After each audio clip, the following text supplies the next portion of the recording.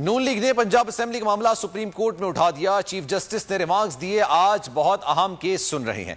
कोशिश है मुकदमे को निपटाया जाए। पंजाब असेंबली के मामले को हाई कोर्ट लेकर जा सकते हैं। सुप्रीम कोर्ट में बड़े केस की समाअत, पंजाब असेंबली की सूरत हाल की गूंज। नून लीग ने आज फिर पंजाब असेंबली का मुकदमा सुप्रीम कोर्ट में उठा दिया।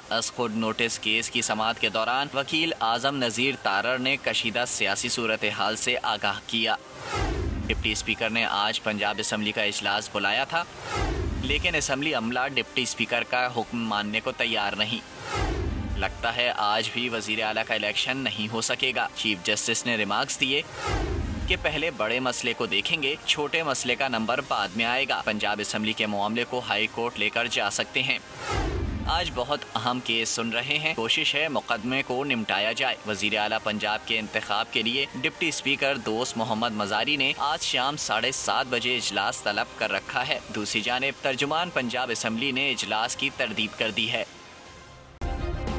सब्सक्राइब करें और बेल दबाएं ताकि कोई खबर रह न जाए।